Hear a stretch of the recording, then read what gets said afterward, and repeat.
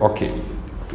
Renatinho Girard, francês, nasceu antes da guerra. Na guerra encrencou-se um pouquinho com as autoridades nazistas ocupantes em Paris, mas muito pouco, só teve um quebra-pau. Depois foi para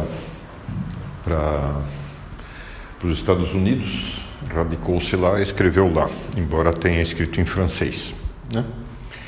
O tema dele inicialmente era literatura, sobretudo, mas da literatura passou para a etnologia, portanto, para aquilo que se chama antropologia científica, né? Estudo do ser humano. Muito bem.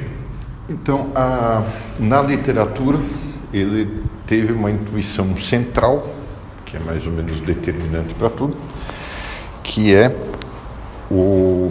ele diz o seguinte, então, os bons autores descrevem em geral o quê? Heróis, perfeito, e anti-heróis. E anti-heróis, muito bem. E qual é a característica do herói? É o cara que se admira. E admirando? Imitar. Hã? Não, ainda não, calma. Aí você já foi bastante longe. O herói é o cara que você quer imitar, certo? Então, a esse fenômeno, a tendência à imitação do herói, ele chama de mimesis. Então, mimese é português, o grego é mimesis, o francês é mimese, por isso que algumas pessoas que eu não vou falar pronunciam erradamente em português, dizendo que é mimese, não é mimese, é mimesis, né? E o francês também tem a variante mimesis, mimesis, né? Ok, allons-y. Então, mimese significa o quê? Que temos uma fortíssima tendência à imitação. Mas imitação implica o quê? Por que você imita? E em que você imita o herói? Você vê o bem ali e quer incorporar aquilo, imitar aquilo, ser aquilo. Então, o que você imita propriamente? As ações externas. Mas, e por que você imita as ações externas? Porque não dá pra ver a intenção dele na hora de agir. Você acha que é bom, você quer ser igual. O que significa imitar? O que significa... Bonito. Não.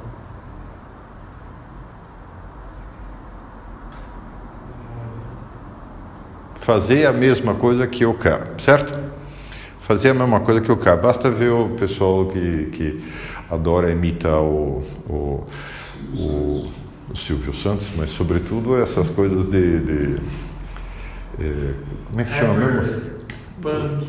Não, o cara que fica se disfarçando de Han Solo, como é que é o... Star Wars, exatamente. Cosplay. Isso, exatamente. Então, imitar significa... Isso não é Girard, isso é mais antigo e mais novo, na verdade. Idem vele e idem nole. O que significa isso? Querer a mesma coisa e não querer a mesma coisa, né? Então, o cara que se disfarça lá ele aprende a querer. Imitar implica aprender a querer.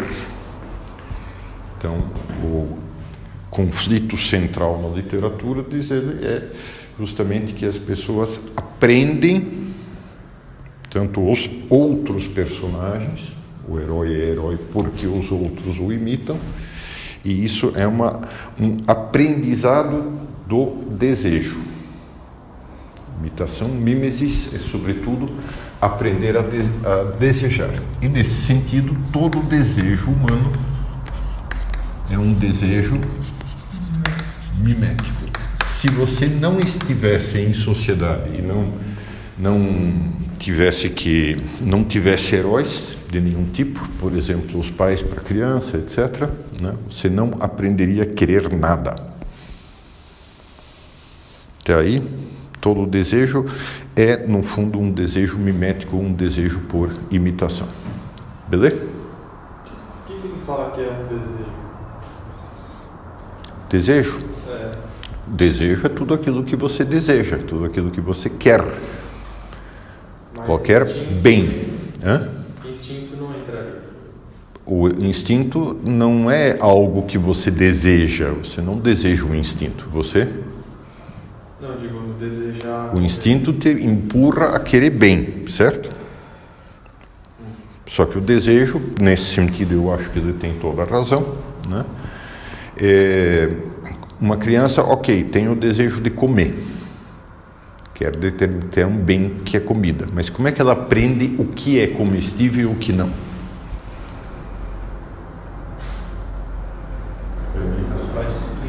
O leite, vá lá.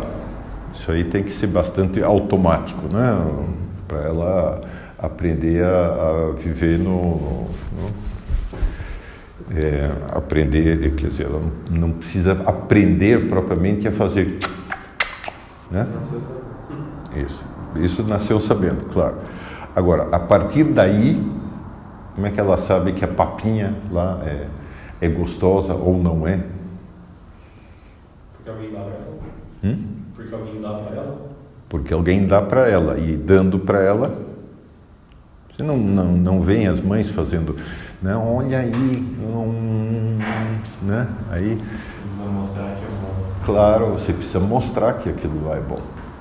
Então, aí encaixa com o desejo. Aí o desejo, de certa forma, aprende o que ele tem que querer, né?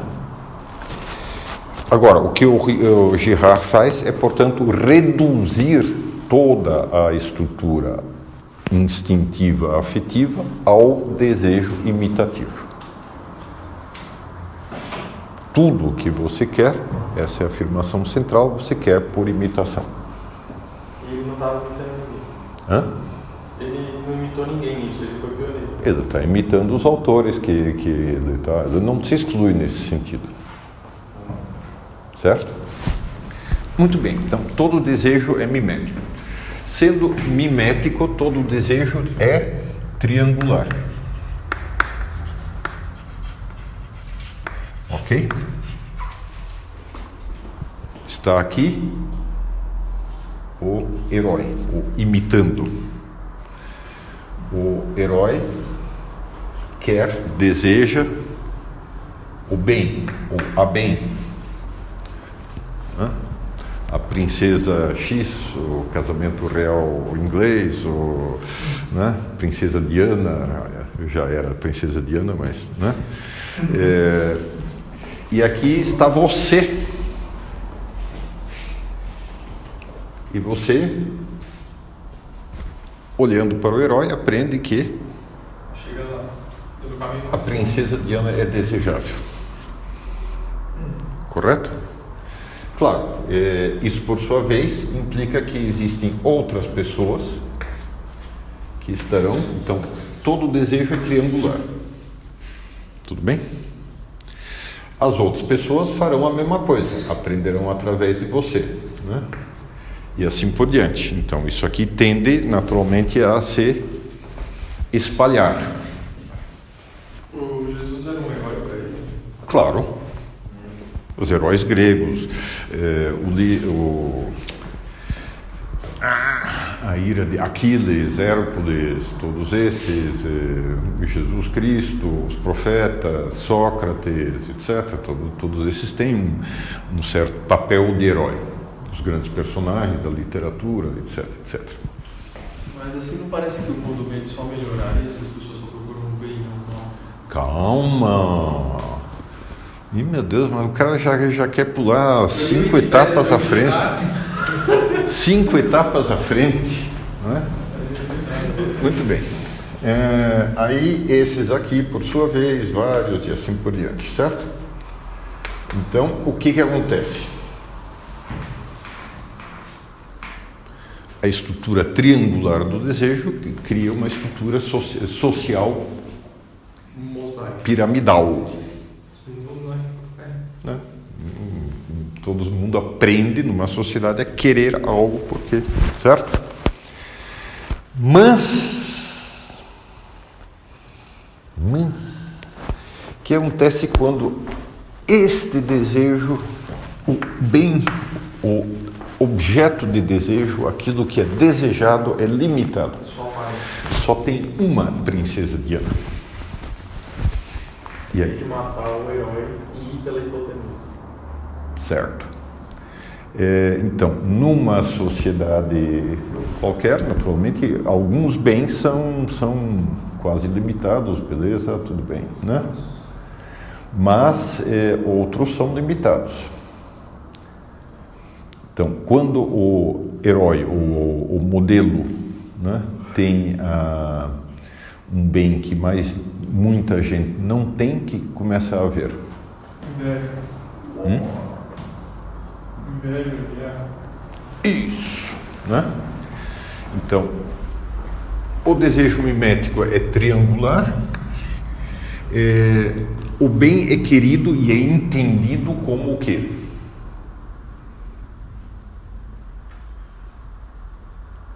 Nesse ponto ele tem toda a razão. O bem é entendido como uma complementação do ser. Complementação do próprio ser. O objeto de desejo. As coisas são desejadas porque elas nos tornam mais. Certo? Mais o quê? Mais nosso. Mais plenamente nosso. Mais completamente nosso. Isso está corretíssimo. Mas como que ele coloca o cume do nosso? Assim, qual que é o herói, sabe? Não existe o herói. Existe uma sociedade que naturalmente é limitada. Você conhece um número de possíveis heróis, né?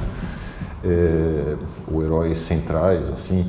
Você evidentemente é mais complicado do que só a estrutura piramidal. Tem vários heróis para várias coisas. Você aprende inicialmente com seus pais. Os seus pais, por sua vez, estão imitando seus avós. E estão imitando professores, que estão imitando não sei quem. Então, quer dizer, naturalmente a coisa é muito mais rica do que, não é um bem, um herói e só você. Tá certo? Né? Também não... Muito bem. Então, quando o desejo fica invertido, isto é, quando o desejo se inverte, isto é, quando este bem é limitado, o seu modelo se transforma no seu? Pior ainda, ele se transforma no cara que impede você de atingir o bem. Mas isso... Pensem no Lula, por exemplo. Lulinha, paz e amor. Lembram da eleição? Quando é que foi isso? Foi... por aí, né? Lulinha, paz e amor, tal. Todo mundo entusiasmado com o Lula. Né? Todo mundo começou a usar barba, né? Cortar o dedo. Ah, não, isso também não. A imitação tem limites. Aí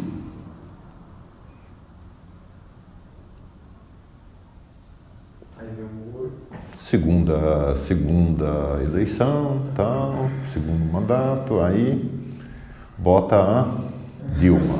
Presidente Dilma. Exatamente. E começam a sair todas as coisas, né? O triplex, né? Depois o sítio de Atibaia, depois não sei o que, etc e tal, né? Começa a perguntar como é que eu fiz. Isso, exatamente. Os amigos para cá, amigos para lá, não sei o que, né? Então, o Lula passou de herói nacional a inimigo nacional. E um monte de gente que você vê o cara aí dizendo, não, tem que morrer, enfia na prisão. O cara não sofreu nada por causa do Lula, nem viu mais gordo, mas não, tem que enfiar na prisão. Um ódio, que se diz, pra quê, coitado? Não é pra tanto. Tudo bem, bota na prisão, vai, confisca os bens dele, devolve lá, não, beleza, mas aqui é a sanha, né? Essa sanha é totalmente isto aqui, a inversão do desejo, né? Então, o antigo herói se transforma no... O que acontece quando você tem um monte de gente invejosa competindo?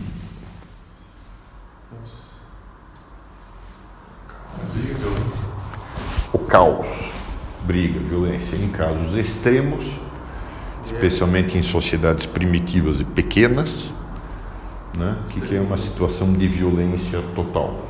Se mata. Uma situação de... Agora, o antigo herói tem a grande vantagem de que ele catalisa todos os ódios. Ele é o símbolo. É o inimigo comum. É o inimigo comum, exatamente. Né? Então, a inversão do desejo, acoplada a uma situação de caos, né? Gera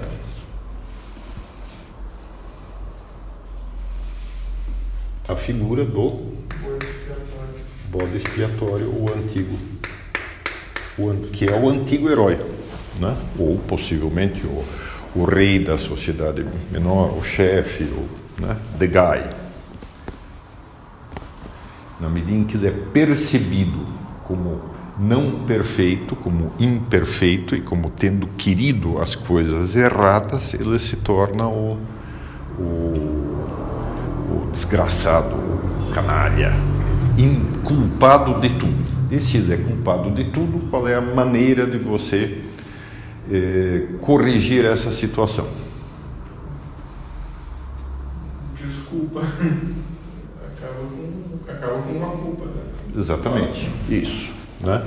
Mata o culpado. Então, mata o culpado. Mas não vai espiar nada, né? Calma. Uma vez morto o culpado, o que acontece tipicamente? Aparece outro no lugar. Um dos invejosos assume. Tudo bem, mas temporariamente o que aconteceu? Apaziguou. Estabeleceu-se a calma. Morto o culpado, né? Ele se tornou Um mártir. não propriamente ainda um mártir, mas ele se tornou o fator de paz.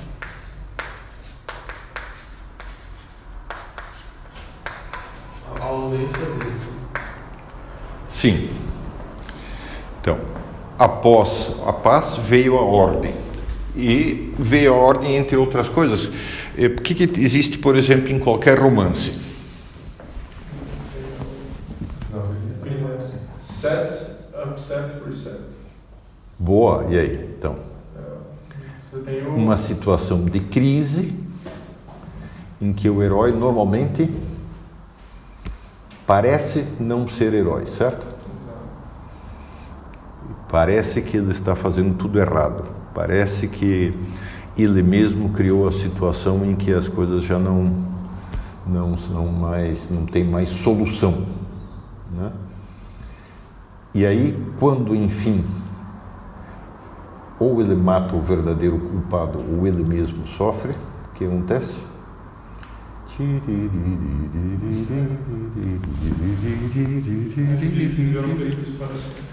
Exatamente. Então, a isto se chama, esta crise, sobretudo o denouement, a solução da crise provoca emocionalmente o que no leitor? Isso já o Aristóteles dizia, catarsis.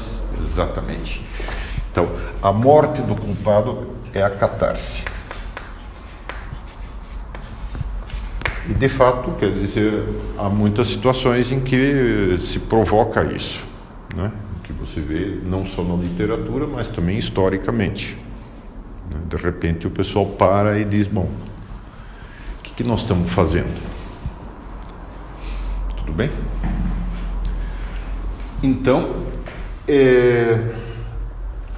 essa catarse propriamente não vai resolver os problemas reais que foram causados, mas os problemas não eram reais mesmo. Os problemas eram isso aqui no fundo.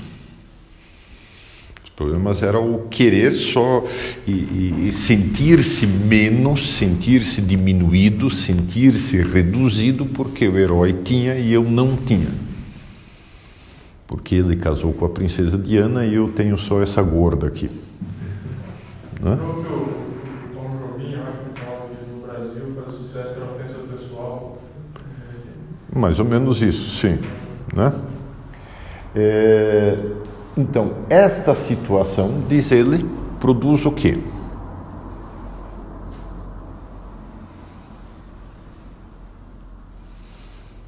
A morte do bode expiatório é...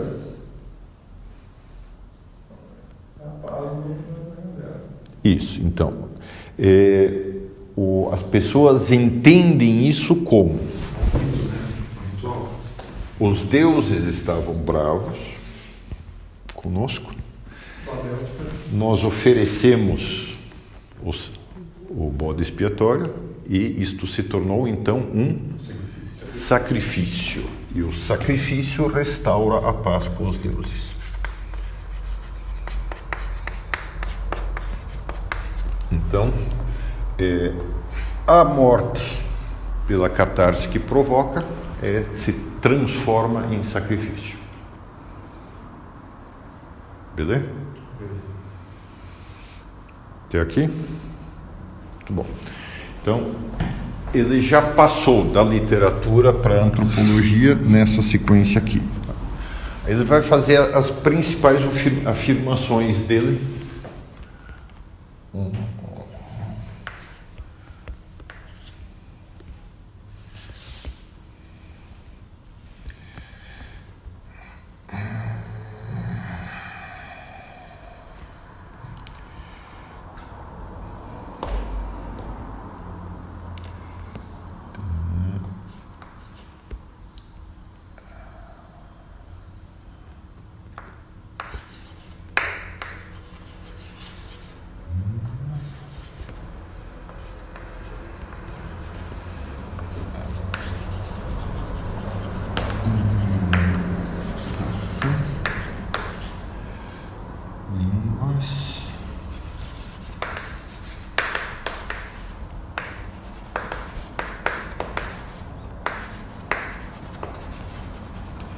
Bom, então, diz ele, essa estrutura, ou essa sequência, né, explica esses 4 fenômenos, vamos dizer assim, da história humana. Então, primeiro, hominização. O que significa hominização? Ser mais homem através daquela triangulação, né? Tornar-se homem, classicamente se chama hominização, a passagem dos antropóides a Homo sapiens, certo? Concretamente, passagem de Australopithecus ou como é que é o tampinha lá? Homo erectus. Não, mas antes do Homo erectus tem um outro lá, e tem Homo habilis, pronto, né? Passagem de Homo habilis para ser humano normal. Então, diz ele, a tendência universal e plena, a mimese, que você já encontra nos outros mamíferos, especialmente em quem? Quando é que... Os macacos, em geral, são altamente imitativos, miméticos, né? Isso faria com que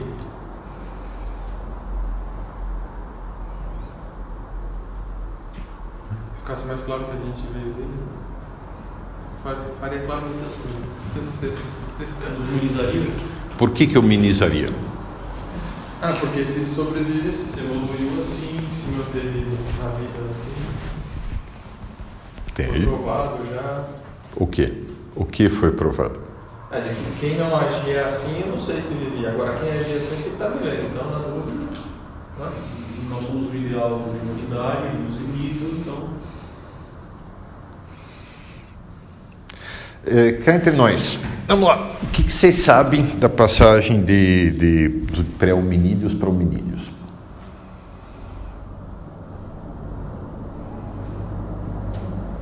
O que dá para saber realmente? Tinha um escritura na caverna. O cérebro cresceu, comendo carne. Os ossos ali. Ó, o que você tem são pedras trabalhadas, lascadas, polidas bem depois. Você tem aproximadamente quase, pelo menos, provavelmente mais do que isso, tá? Esse tipo de instrumento, nitidamente, tem que ser trabalhado, tem que ser, né, quebrado e feito. Então, isso está associado a ossos de quê? Claro, de animais caçados, mas do ponto de vista humano está associado a ossos do quê? Um africano, baixinho, pequenininho, chamado Homo habilis. Provavelmente cosmopolita, toda a África,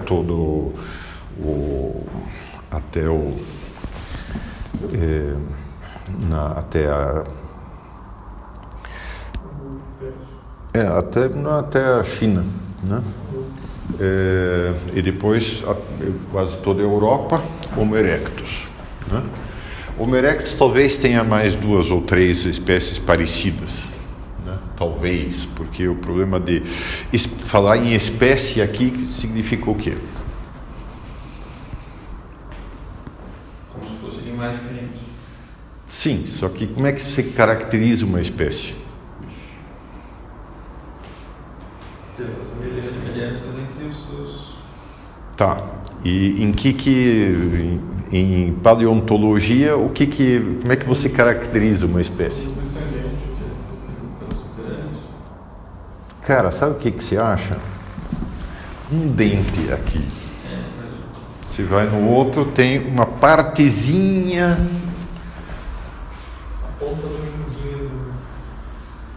de uma mandíbula. Com dente ou sem dente. Aquele dente que você achou a 3.000 quilômetros, que tem a ver com essa mandíbula, sim ou não? Depois, uma parte daqui, né? Ou uma partezinha disso aqui, cara, né? Então, existe uma tendência, digamos, existe você tem muitos pedacinhos de Homo habilis. Agora, você mais ou menos consegue caracterizar algumas características dele, mas, né? Será que aquilo tudo de fato é Homo habilis? Todos os pedacinhos são da mesma espécie? Todos os do Homo erectus são de fato de Homo erectus? Então, quer dizer, isso é altamente duvidoso, né? Classicamente de 1945, 1930 para cá, a tendência foi a seguinte. Primeiro, aumentar o número de espécies que eram anteriores ao ser humano. Então, lá pela década de 60 e bastante, 68, né, você tinha mais de 30 espécies descritas. Aí, reunião de todos os paleontologistas, etc. e tal, e examinaram e reduziram para 3. Né?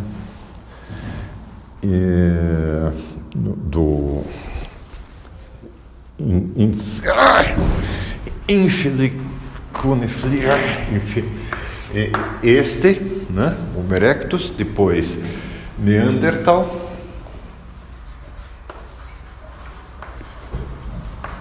que era considerado outra espécie, Homo neanderthalensis e Homo sapiens. Então, e a dúvida é, isso aqui é uma espécie diferente desta? Aqui você já começa a ter coisas bem mais completas. Aí já dá para ter esqueletos um pouco mais razoáveis, certo? Muito bom. Então, esta tendência aqui, isto tudo, durou para todos eles. E aí? O que isso significa?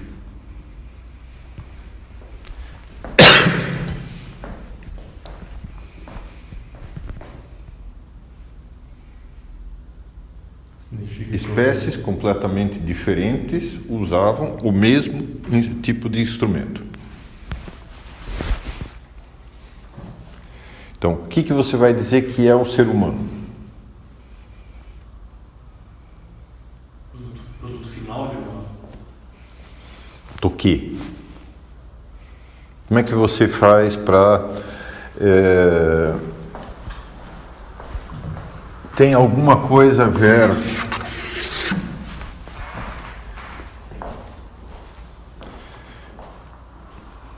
O que é um ser humano? Tá? O que é Homo sapiens? Simplesmente ele é caracterizado pela sua estrutura biológica? Basta isso? Tem um esqueleto tal? Ou é caracterizado pela capacidade de fabricar instrumentos?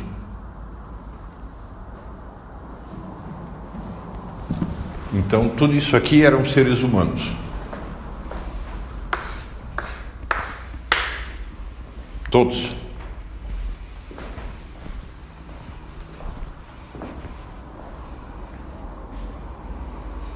Por que todos fabricavam instrumentos? Aí se pode dizer, nesse sentido tem toda a razão o Girard, né?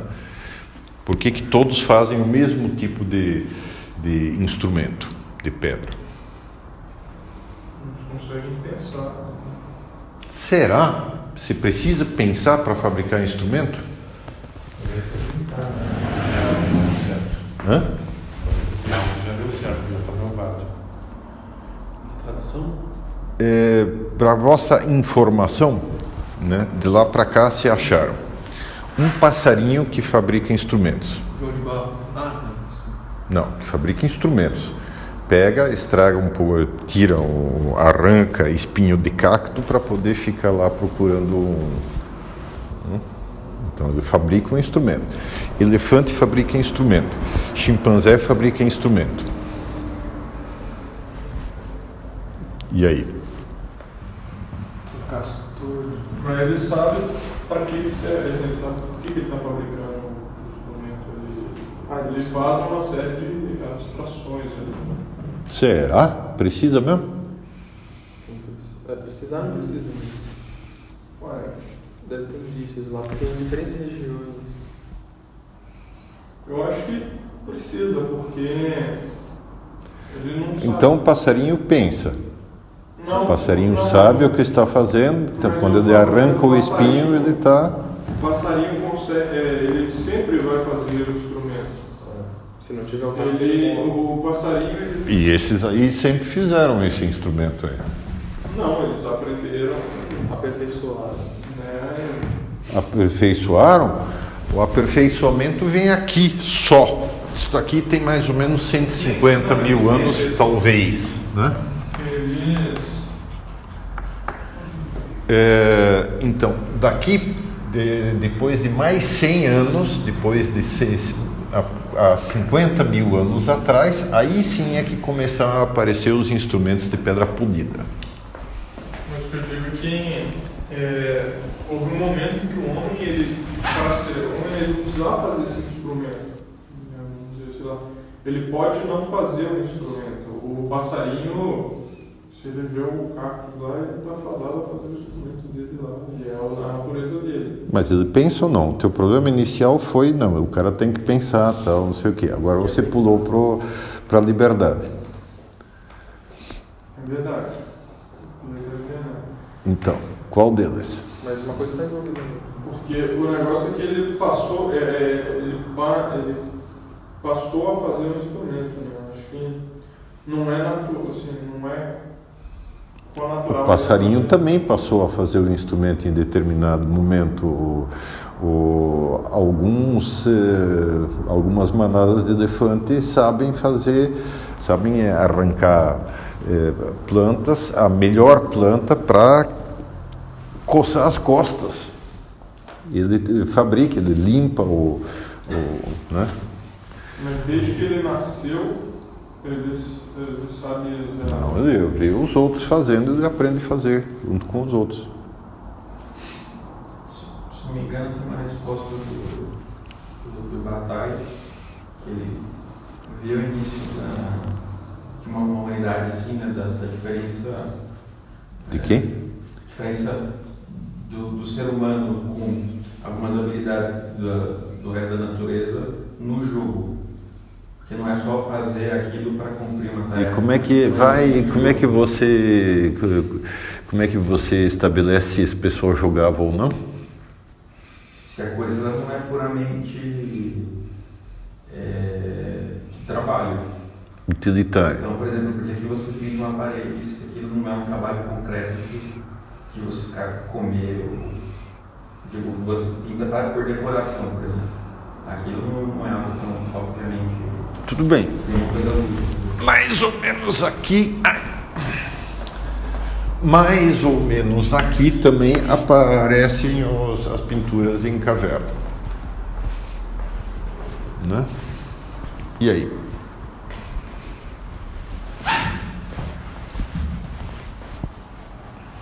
Eu já não sei mais onde está a pergunta. Então, primeiro, né, parece que se tiver esqueleto de ser humano, é ser humano. Você não sabe direito o que é, que osso é de quem, que dente é de quem, que características tem e tal. E a variação entre seres humanos é tão grande que praticamente, se você só tivesse os ossos, você caracterizaria mais espécies de ser humano ainda, né? Toneladas de espécies. A diferença entre um pigmeu e você é monumental. A diferença entre branco e mongol é monstruosa, e assim por diante, né? Então, esqueleto não serve. Segunda, capacidade de fazer instrumento.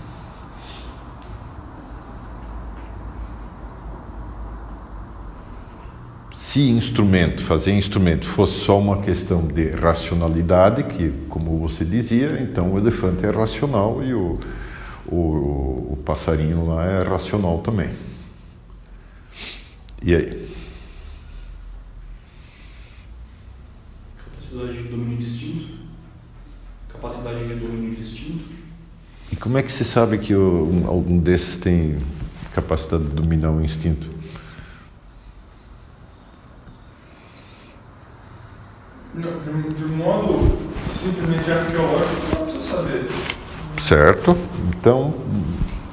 Então a teoria do Girard é justamente essa, é justamente isto tudo aqui, né?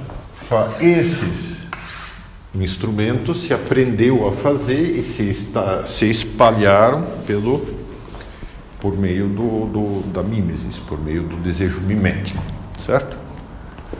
Alguém, de fato, em algum momento começou a fazer, mas não necessariamente precisava ser um ser humano, bastava que fosse um animal. E a partir daí, então, todos começaram a imitar e a fazer esses instrumentos. Então, mas isso é pré-humano ainda, fala. O desejo mimético é pré-humano. É pré-humano, é totalmente animal. Está presente nos outros animais.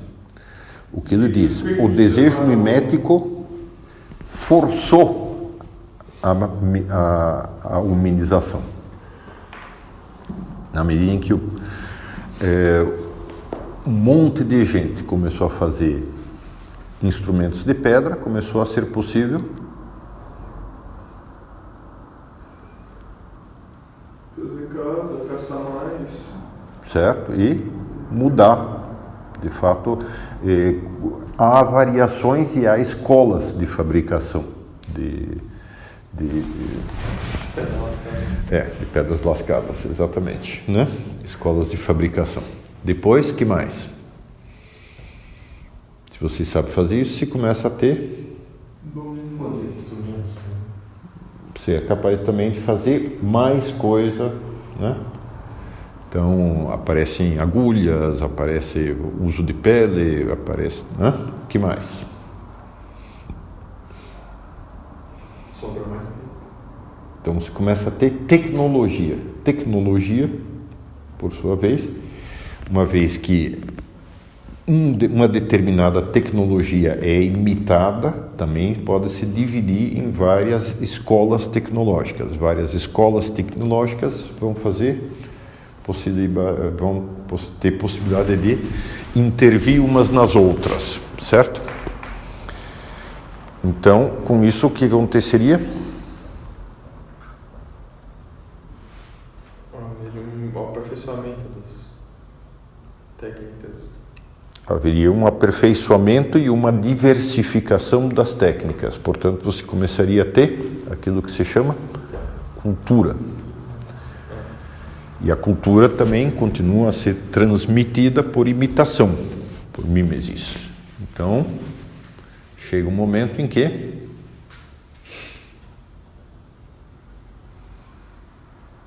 as culturas têm inveja entre si, elas se tornam concorrentes entre si. Então, se começa a ter guerra. E a guerra força um novo aperfeiçoamento das tecnologias. Então, quando você tem todas isso, né? Primeiro, a preocupação, a formação de cultura por imitação. Segundo, as guerras, você também vai ter a necessidade de aperfeiçoar as suas culturas, portanto, de desenvolver. Né? E isso é o que teria criado o ser humano. O que teria, desculpa, Isso teria criado o ser humano. Mas isso o quê? Essa tendência a diversificar a cultura, as culturas concorrerem entre si e as culturas se odiarem umas às outras e terem guerras. Então a globalização ajuda a humanização? Sim. Um choque de culturas, um atrito. Exatamente. Isso já está nos pré-socráticos, já está nos pré-socráticos, já está no nosso Heráclito. A guerra é a mãe de todas as coisas. Mas no Brasil a gente é mais diferente de todo mundo e não entrou em nenhuma guerra em 500 anos. Não, mas isso é o que se pensa. Não, e a guerra do Paraguai? Não, Paraguai. E as revoluções internas? Você já leu Os Sertões? Guerra do Brasil, Exatamente. Segunda Guerra Mundial. Mas é mais pelo contrário essa questão também do Brasil, porque o Brasil também é fruto da interação de várias culturas, né? Ele não é que ele está querendo provar que a cultura é superior. Nesse sentido, a integração das culturas facilita não ter guerra. A oposição que gera guerra, não a integração em si, né? De aspectos bons de uma cultura com outra. Beleza. Então, o desejo mimético gera humanização. Segundo, existe uma possibilidade que, vamos dizer assim, está aqui. Então, normalmente que você tem já tribos relativamente grandes, 300 caras, 3.000 caras, as primeiras cidades, etc. e tal, que acontece com esse aspecto triangular e o aspecto da inversão do desejo. O que os heróis, o chefe, né? O que ele vai fazer para que você não roube a mulher dele? Sim, poderá. Você vai ter que ter proibições, certo? Então isso aqui exige primeiro proibições, interditos,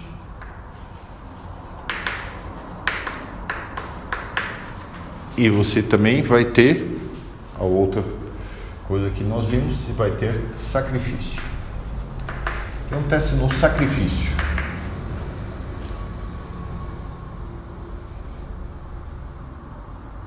Então, o sacrifício é aquele que o expiatório, né, às vezes sacrificar. Isso. Depois ele Agora, acontece que então você tem a seguinte experiência, né? Foi o Édipo, né? Édipo era rei, Édipo se instaurou o caos social, nós matamos o Édipo. E a partir daí, paz. Na próxima crise, o que você vai tender a fazer? Matar outro. Ou Não deixar ninguém subir. só que isso É uma tendência natural. não dá, é muito complicado esse negócio de não deixar ninguém subir. Tá Se na o cara é mais natureza, forte, tal, se o cara é mais forte, não adianta você.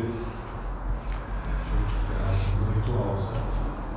Tá, então você tem que ter um ritual. Ou seja, o que se faz? Você mata o Édipo simbolicamente. Não precisa ser o próprio Édipo, né? Sim, faz Você mata o filho dele, um filho mais novo, ou então você mata alguém, um palhaço qualquer que está fazendo o papel de, ou você mata um animal, Ou a um liberdade porco para dele. fazer, né? Então você cria o ritual. O sacrifício é ritualizado. Ora, para você poder ter proibições, você também tem que conseguir explicar as coisas sem ter que matar o cara toda vez que ele faz, certo? E para poder criar um ritual, você precisa de linguagem. A linguagem é a suprema forma de ritualização, tanto das proibições quanto dos sacrifícios. Você substitui símbolos verbais por aquilo que seria o ato propriamente dito, com o que você economiza para burro. Em termos de gente. Tudo bem até aqui? A gente pode entender essa proibição como sinônimo de tabu em algumas obras. Sim, sim. E claro que se discute a origem delas, mas será que a gente pode presumir como tentativa e erro? Tipo, Mas, em boa parte é tentativa e erro, depende da história concreta de cada sociedade, né? tem o tabu de irmãos se casarem. Uma hora começaram a ver que dá pau. É claro, evidente. Isso, na verdade, muito cedo você deve ter percebido isso, que ia dar pau esse troço, né? Muito bem. Então, ok. Com isso, nós também já vimos as religiões. O Girard tem uma coisa muito correta, que se a gente quer propriamente entender filosofia, sociologia, qualquer ciência, a primeira coisa que se tem que olhar é a religião. As religiões é que explicam o resto, não o inverso, né?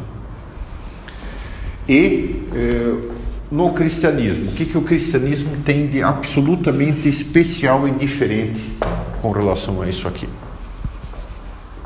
Ele quebra a cadeia. Por que quebra a cadeia?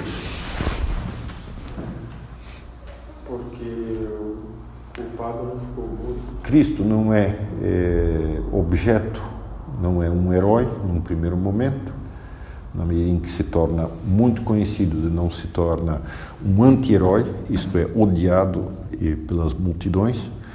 Não é a multidão que faz para ele, né, pede o sacrifício dele, pede a morte dele, a eliminação, né? E aí não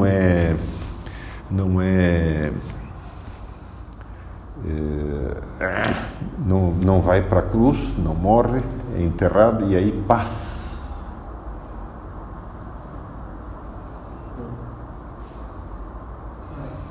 Aí tem a ressurreição. Isso é você que diz. Sim. Isso é você, fecha os olhos, finge que de fato ressuscitou. Mas aí eu tô querendo dizer o seguinte, né? Eu acho que o Girard, ele tem essa mesma ideia também que o cristianismo é um pouco diferente. Mas ele não vai tentar entrar na ressurreição. Ele diz? Teve mais guerra depois. Bom, teve, claro.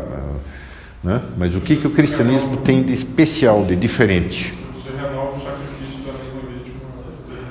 Não, também isso nós já vimos. Todas as religiões têm rituais que são formas de encenar.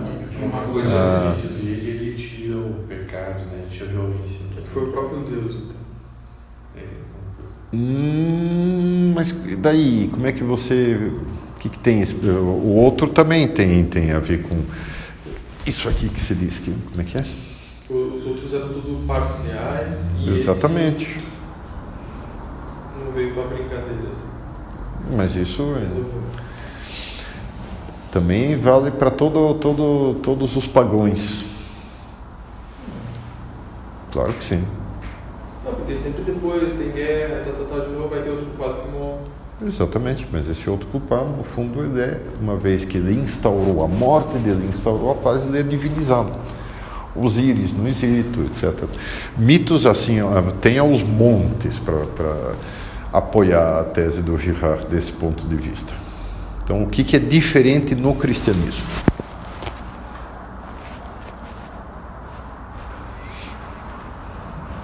Tirou a necessidade de novos bodes. Por quê? E acabou o culpado de espiar. Mas é a história do... Não, o culpado não morre. Quem morre é o inocente. That's the problem, diz ele. Né? Por que o mecanismo, esse mecanismo aqui se repete sempre ao longo da história? Tem um culpado. Porque é exatamente, então o culpado tem que morrer para que se instaure a ordem na sociedade. O que o cristianismo diz, né? Não, Cristo é inocente e claramente é inocente e é entendido como inocente, tanto pela parte dos judeus, quanto por parte dos romanos, quanto por parte dos seguidores dele. Todo mundo sabe que é inocente. E, no entanto, entra no mecanismo maldito do assassinato do herói. Então, o cristianismo, de certa forma, para o pessoal, naturalmente que não é paf de uma vez, né? Naturalmente que, mas o cristianismo instaura a estupidez do mecanismo. Né? Vai ouvir ainda vai ritualizar a morte de Cristo, vai instaurar a Eucaristia, vai pôr a missa para relembrar sempre, etc. e tal, mas agora sim é fim, acabou, não tem mais a necessidade desse organismo. Ele mata os inocentes também. Então, fim. Nesse sentido, o Girard diz que o cristianismo acaba com o mecanismo de sacrifício do bode expiatório. Hã? Mas é como que ele explica os mártires? Demora, né? Não é de uma hora para outra, não é em 15 minutos. E naturalmente também toda a coisa histórica você tem momentos em que há retrocessos. Por exemplo, Rússia, né? Nesses aí aparece o martírio, mas o martírio, de certa forma, reatualiza a morte de Cristo, a morte do inocente, não a morte do culpado. Mas nenhum martírio é totalmente inocente. Como os outros antes de Cristo, do cristianismo. Não é totalmente, mas ele é inocente culpado daquilo de que ele é acusado. Né? Exatamente. Professor, Fala. o senhor havia mencionado que outros mitos diversos corroboram a tese do Girard que após o sacrifício há um fator de Toneladas. mas nesse E sobretudo de que a tendência nossa existe uma tendência a que de fato exista um mecanismo desses que é o cara que você antes admirava se torne o bode expiatório e seja sacrificado. Sim, mas o senhor E pelo sacrifício se instaure uma certa paz temporária. Fala. o senhor mencionou os íris, né? Sim. No caso dele, eu não conheço, mas na mitologia ele era culpado ou inocente? Na mitologia, inicialmente, ele tem culpa. Ah. Só que ele Fala. Olha, por exemplo, Cristo, alguns falam que ele, por exemplo, Judas Iscariotes entregou ele com o verde e tal, porque queria ver ele Também sair isso dessa. existe antes. Bom, essa Não. tese é bastante furada, mas enfim. Mas a tese mais aceita é de que ele estava sendo crucificado porque foi blasfemo, porque se fez filho de Deus. E sendo homem se fez filho de Deus e não exatamente o contrário. Mas isso não é Judas, isso é Os judeus. É. E aí, tudo Caifás, bem, toda a concretamente. autoridade deriva de Deus, então, mas se Deus, através da sua providência e tal, permitiu isso, essa lei ser instaurada pelas autoridades judaicas, e ele mesmo se encarnou sendo ele mesmo um judeu, ele não faria parte do mesmo, ele não provocaria a mesma arapuca que ele caiu. Eu digo, ele não tem parte no erro dos judeus em crucificar Cristo, que sabia que, porque também é Deus, que se fazendo filho de Deus seria crucificado pela própria lei da sociedade em que ele mesmo nasceu. Como que Deus A não culpa tem é de culpa Deus nisso? porque, né? Tudo bem. Não sei se deu para entender, mas ele entrou sabendo que seria morto. Nasceu como judeu, Sim. sendo Deus, se fez filho de Deus, Sim. sabia que ia ser crucificado, Sim. que ia ser entregue, e aí, Sim, ele ofereceu um sacrifício. em detrimento, mesmo que outras pessoas que ele mesmo criou tivessem esse grande pecado nas costas de poder estar. Cara, depois isso, o teu problema é um problema teológico cristão, não um problema girardiano. Tá. Então, se quiser, a gente separa as coisas. Muito bem. Então, o que haveria a criticar aqui e o que haveria a aceitar aqui, me parece? Fala. A própria expressão do bode expiatório, não sei se É anterior ao Girard? vem do sacrifício de Abraão, ou não? Não. Aparece no Levítico e é uma das cerimônias judaicas entre várias outras. Mas digo, esse sacrifício dos animais dos judeus já não tem essa realidade de sacrificar aquele que não tem culpa, porque ele está ali como se fosse o povo, mas ele meio que toma a culpa que não é dele. Tudo bem. Esse elemento já existe. Né? Certo, né? Então, me parece errado usar as seguintes coisas. Primeiro, neste ponto aqui, chute total, absoluto e nada a ver. Davi que já morreu em 2015, né? Ia ficar triste ouvir isso. Mas quer dizer, em termos de hominização, dizer que não. Né? A única coisa que a imitação faz, a mimesis faz, é a transmissão de cultura técnica. Ok? Beleza. Né? Beleza. Até aí? No entanto, quer dizer, o macaco também imita, elefante também imita, etc. Então, e eles têm algo parecido, muito mais simples, mas algo parecido com uma cultura técnica.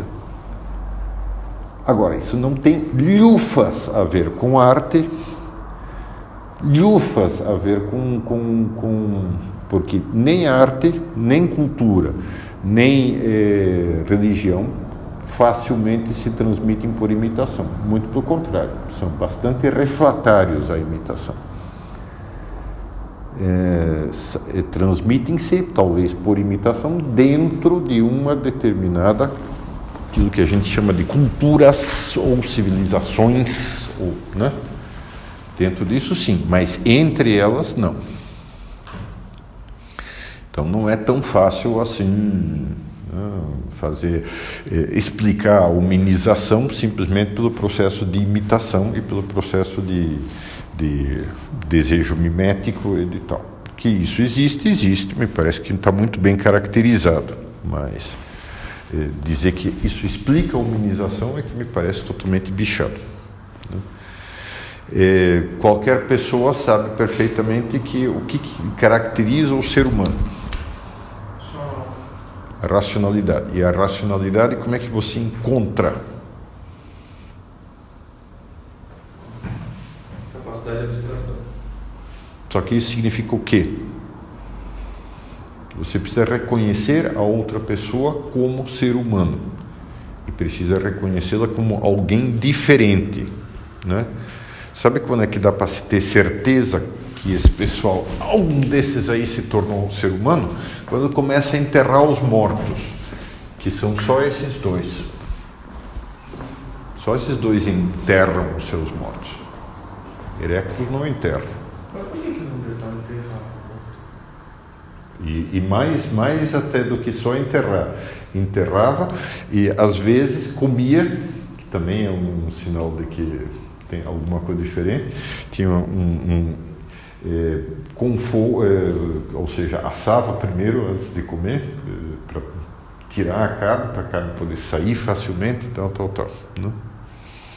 Então, tem bastante tempo assim, E sim, isso exige todo um reconhecer o ser humano como algo especial e que o outro cara tem que ser igual a mim. Isso é algo extremamente difícil. Mas, professor, E de fato não tem nada. Por exemplo,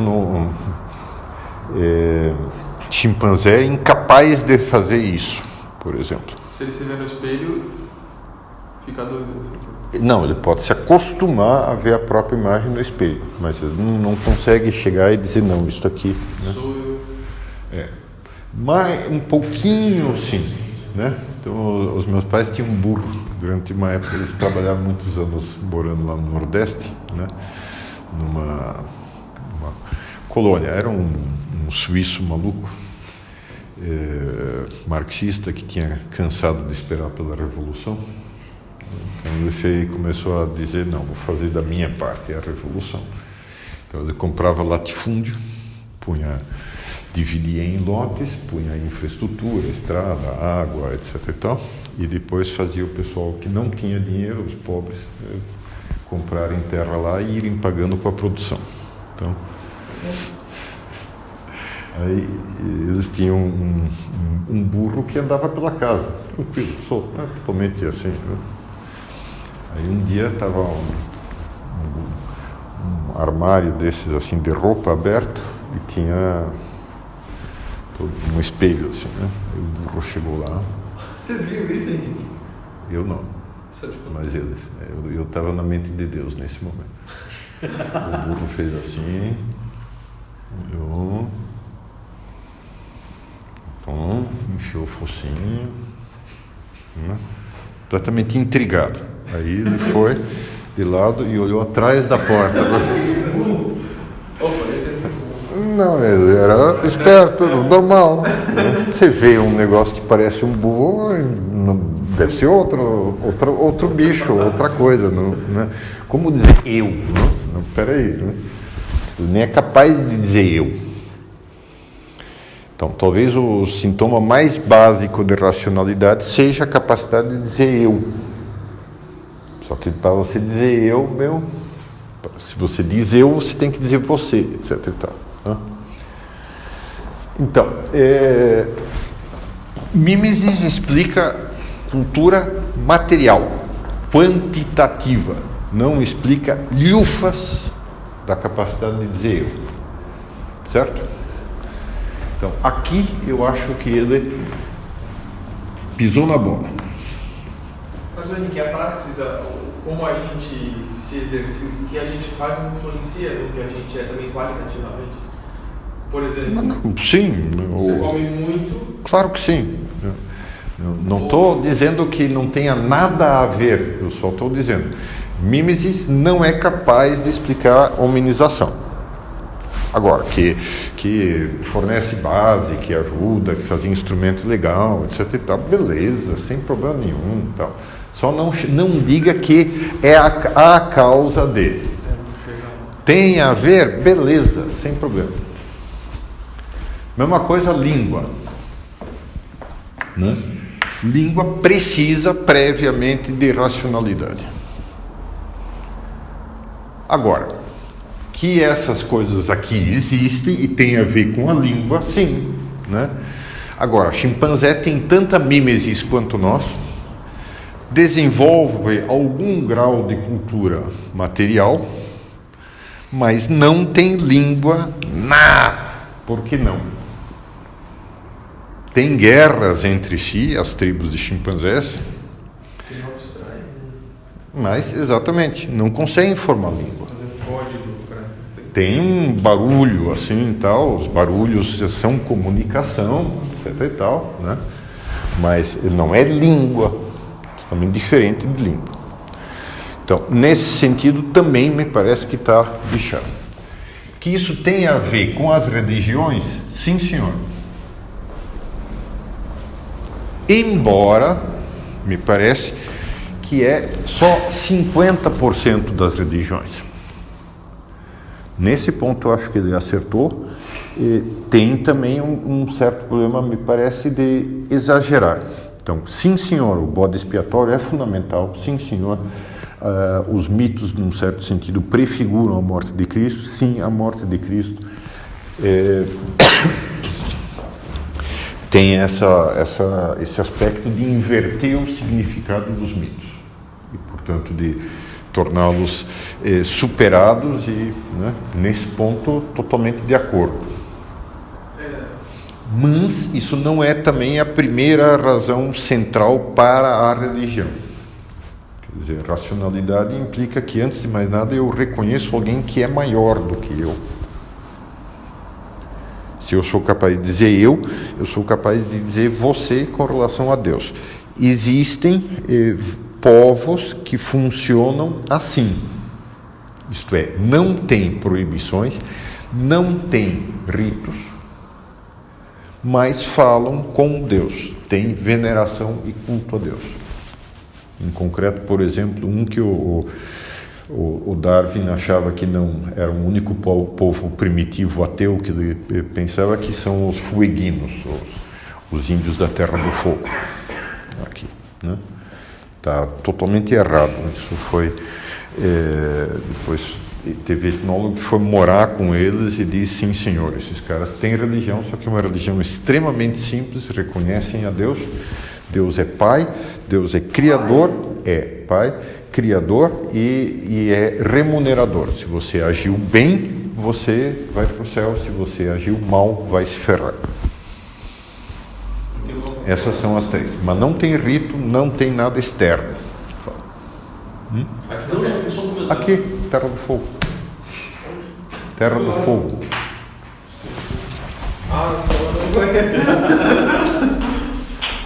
não é inferno, não.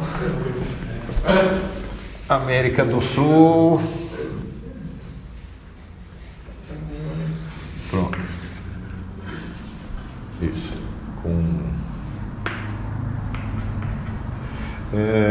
E aqui, essa ilha é a Terra do Fogo. Embaixo da Argentina, Chile, tudo ali. É parte da Argentina, parte do Chile. Bem quentinho, né? Terra do Fogo. Então, na verdade, o fogo é mais necessário do que o fogo. Muito bem. Então, religião, 50% da religião, ok. De acordo. 50% da religião é provocado por esse mecanismo triangular, pela velha e boa inveja, e que a velha e boa inveja cria bodes expiatórios, e que em algum caso isso pode ter sido origem não da religião, mas de algumas religiões. Isso sim. Mas isso me parece sensato e... A religião existe por causa da inveja, não ao contrário. Não. Não tem nada a ver, são fenômenos diferentes. Existe a inveja, né? E existe a religião. A religião é o reconhecimento de que existe Deus e existe uma esfera superior a nós. Tá?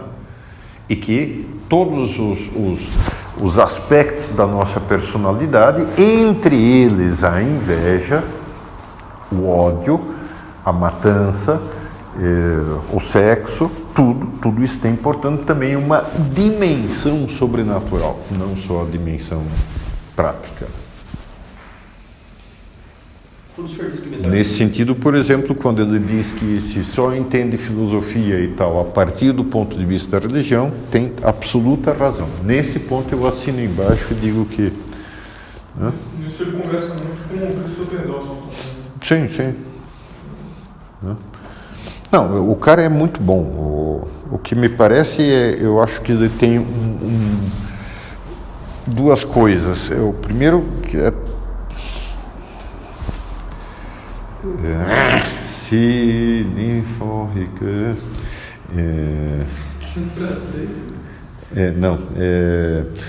o primeiro que ele tem uma certa mania, que é mania ideológica, de dizer não. No fundo, tudo se explica por calma, não, né? Reduzir tudo a poucas explicações simples, você já está provavelmente pisando na bola. Em geral, os fenômenos são multifacetados, tem vários aspectos. Então, respeite isso, senão você está detonando alguma coisa. E basicamente ele achar que todo o desejo, no fundo, que a inveja é o mecanismo central, ele deve ter tido uma intensa formação marxista, embora não seja marxista e antimarxista. Mas tem, no fundo, a mesma ideia de que o ódio é o motor do mundo, né? E não é o ódio que é o motor do mundo, pelo contrário, né?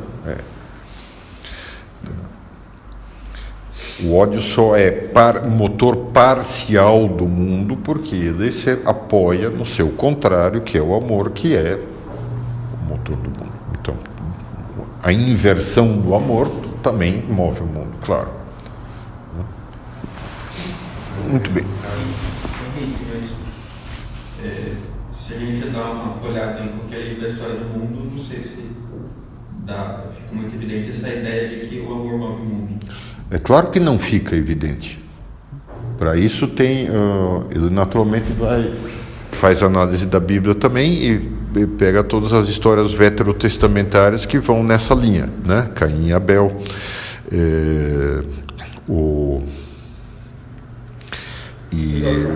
Esaú e Jacó, todos os irmãos, etc, etc, etc. Depois também a instauração isso, né? A instauração dos reis de Israel, etc, etc, etc. Os profetas e assim por diante, tá? Beleza, né? Então, que isso sem dúvida está por aí, tá, né? Existe esse aspecto. Agora, ele não faz as duas primeiríssimas, ele não analisa justamente os dois primeiros mitos bíblicos, se quiserem chamar de mitos, né? Mito se diz respeito à forma, né? Não necessariamente a se é verdadeiro ou falso aquilo que se narra. Mito é uma determinada forma de narrativa, tá? Então, primeiro, a criação do ser humano e segundo, o pecado original. Esses dois ele não analisa. Então, esses dois dizem o seguinte: primeiro, o ser humano é fundamentalmente bom. Segundo, o ser humano foi totalmente detonado. Portanto, o que você vai esperar encontrar? Enquanto não houver redenção, você vai encontrar só amor invertido.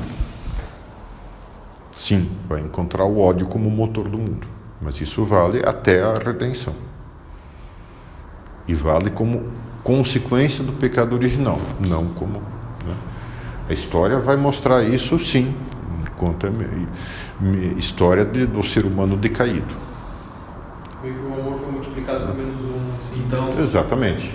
De certa forma, para tudo, o pecado original significa que tudo o que era bom vai aparecer invertidamente.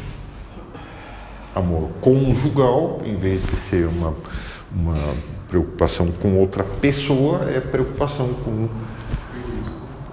exatamente. E assim por diante.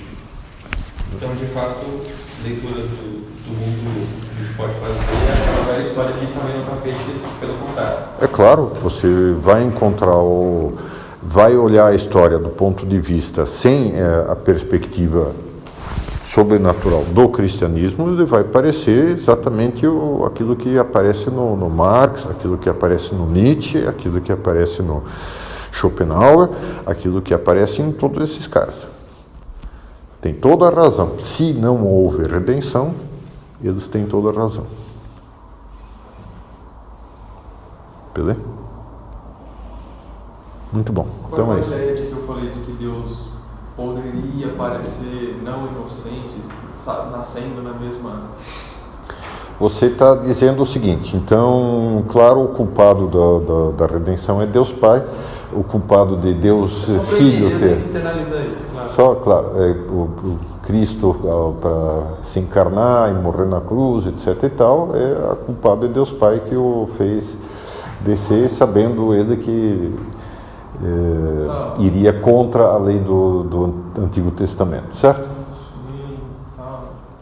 Bom, nesse sentido se pode dizer não, então também Deus Pai é culpado do pecado original, porque, né? Afinal de contas ele nos criou, né? Sabia que a gente ia pisar na bola, certo? Tem que saber. Mais ainda, ele é o culpado de todo o Holocausto. Por que ele criou o Hitler? Podia perfeitamente não ter criado o Hitler, era só deixar lá o... Não? Tá cheio de cara morrendo antes né, no estado de zigoto. Por que o Hitler não podia ter morrido no estado de zigoto e ninguém nem ficava sabendo? Talvez muitos Hitler tenham morrido. Então o culpado de tudo é Deus, entendeu? Não, aí... Se você quiser raciocinar assim, você pode, vai embora, né? Vai botando todas as culpas nele. Tá bom, vai demorar. É liberdade, tanto é um elemento que faltando na história. Claro. Porque muitos condenaram a verdade, mas outros abraçaram. Claro, exatamente. As mulheres, né, abraçaram o Cristo e o resto condenou. E Não é o fato de ele ser judeu que... E o Pedro também, depois que fez besteira, mas bate a cabeça e diz, pô, né? Então, não é também, né? O que é muito especial, digamos assim, no caso de Cristo, é que o próprio Deus bota a mão no fogo e diz, não, eu vou assumir isso aí.